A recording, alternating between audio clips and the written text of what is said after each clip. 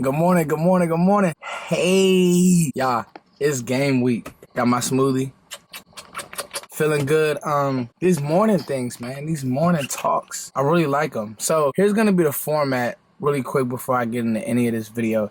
Here's gonna be the format throughout the season, okay? It's gonna be obviously the day of game recap, okay? So I'll hit that on the page. Then I wanna do like a film breakdown of somebody who did some good things throughout the game.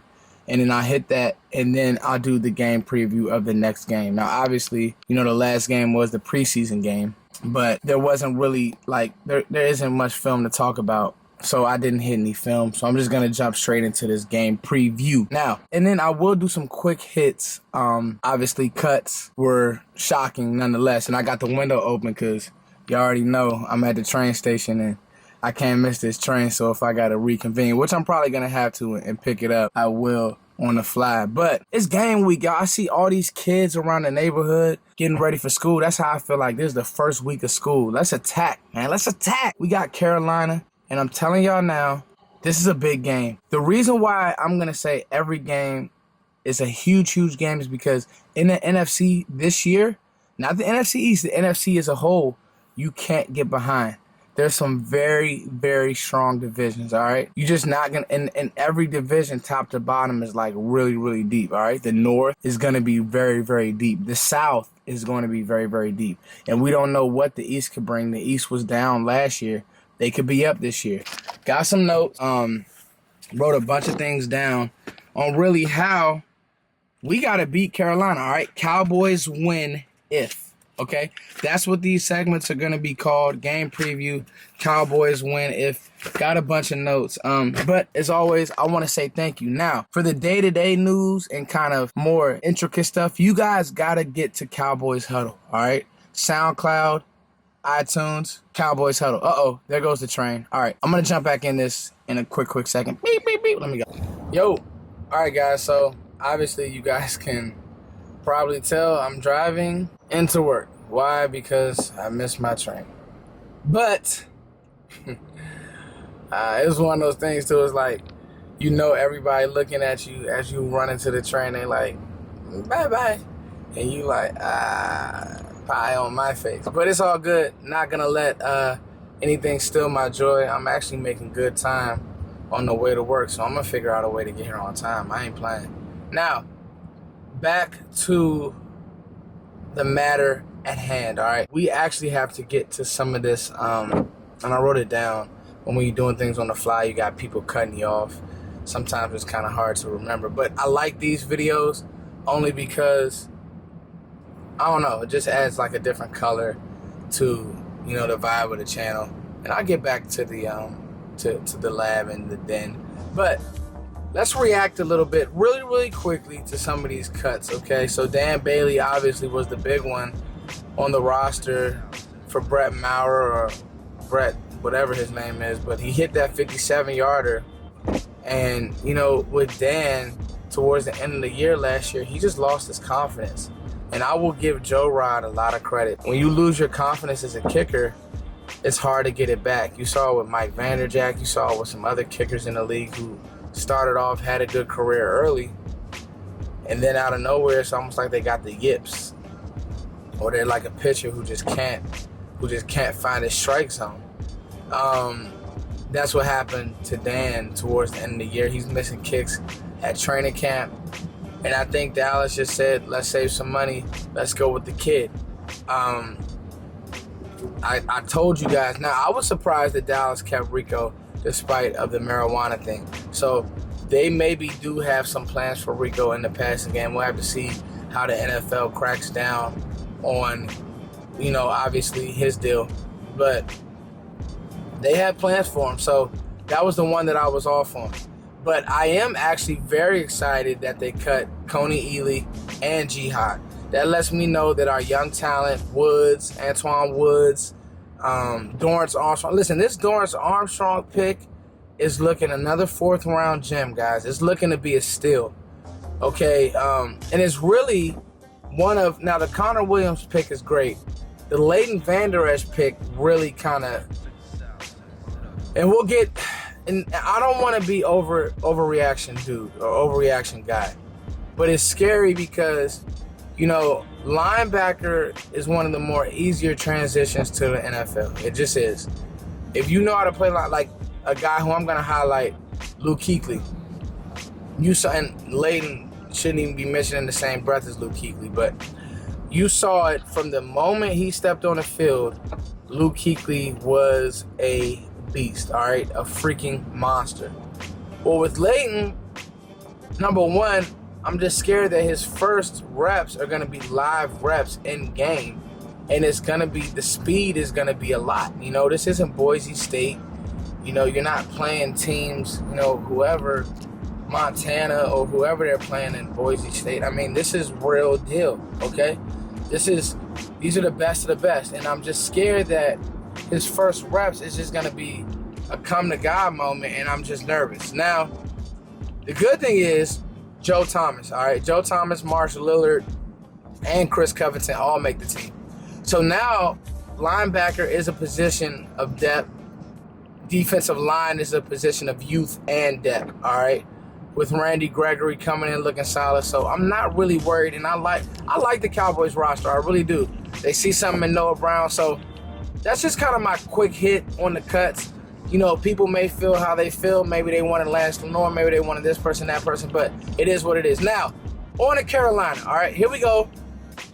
I don't even have 5 things. I got 3 things, 3 players really who I want to highlight. 2 on offense, 1 on defense. Now, number 1, Cam Newton, all right? He is a former MVP. Cowboys win if, all right? When it comes to Cam Newton, what you have to do is you have to rush him contained, all right? The Cowboys cannot pull one of these numbers where they fly up the field and let Cam be an athlete. You have to rush Cam contained. To me, Cam struggles with accuracy. So what you want to do is you really want to let Cam sit in the pocket. If he can make every throw, he deserves to beat you. But he won't make every throw. Trust me. So to me, Cowboys win if, keep Cam in the pocket. Make him be a pocket passer. Their receiving threats aren't much. You know, got rid of Kelvin Benjamin. Devin Funchess is okay. I think Devin Funchess and Cheeto, or Devin Funchess and Byron, however they line it up, is a perfect matchup for the Cowboys. You know, that's the kind of receiver that I think that, hey, go get physical. I think Dallas would love to physical these guys. And then you think about Byron, he's used to battling with tight ends anyway. So to me, that's a perfect, that lines up in the Cowboys' favor. So Cowboys win if. Cowboys win if. Keep Cam in the pocket. Keep Cam in the pocket. Make him make every throw. He won't, all right? You don't want him out there being an athlete. All right, Cowboys win if. This Christian McCaffrey now, you got to keep an eye on him.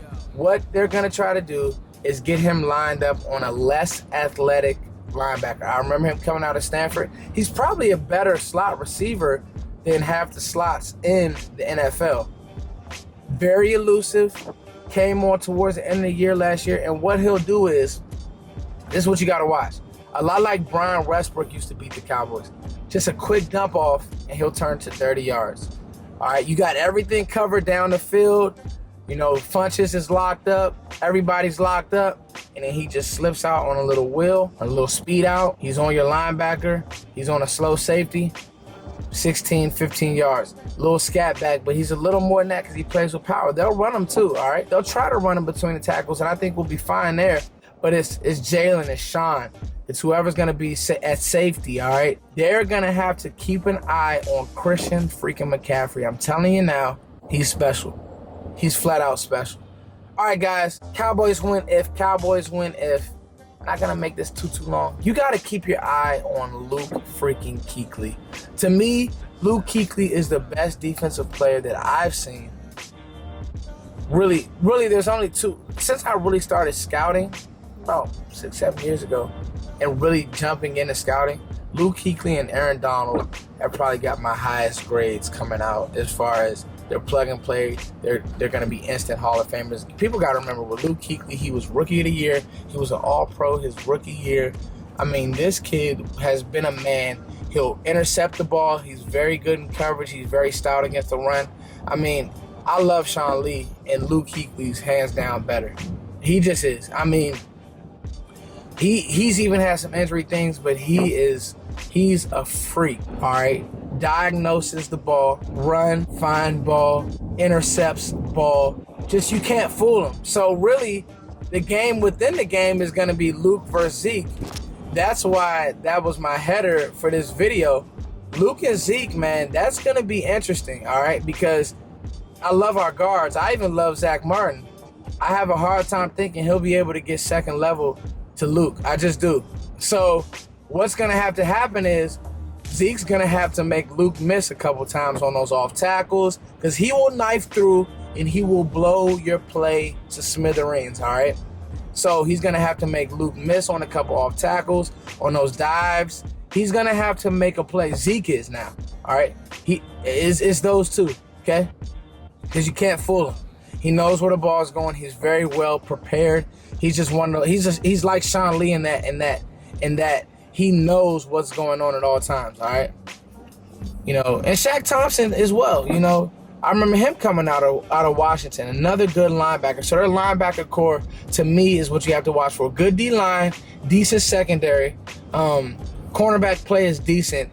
But if I'm highlighting a player that the Cowboys must have an eye on and must have a plan for, nonetheless, or how they want to attack it, you got to find Luke, okay? You have to find Luke Kuechly. That's it. Let's go play ball, man. Like, I don't want to, there's no need, no more talk, y'all. It's football. It's like the first day of school, the first week of school. College football was last week, but now it's time to get to the pros, baby. We're kicking off on Sunday. Cowboys, guys, I'm so excited. I'm serious. Like, training camp was well. That fall feeling is in the air. All right. I think Dak's going to have a good game. I think Zeke's going to have a good game. Cowboys win if they do those three things. I really do believe that the Cowboys can and will win. It's your boy, Foots the King. Cowboys Huddle. Pray that I get to work on time. Cowboys Huddle on SoundCloud and iTunes. Make sure you guys check out my music. Had a really big show. Make sure you guys follow me on Instagram. Foots the King. I just had a smoothie. I'm always making smoothies. And Foots and Coles on Instagram. Gonna be doing a giveaway soon. Giving you guys some free shirts. Just make sure you guys, we got to get to 3,000 followers before we can do that. So make sure you guys go follow the music page, Foots Times Codes. We're close, and then we're going to be doing some giveaways. So, all right, guys, it's your boy Foots. As always, thank you guys for liking, sharing, and subscribe. Love y'all, man. Love y'all. Peace.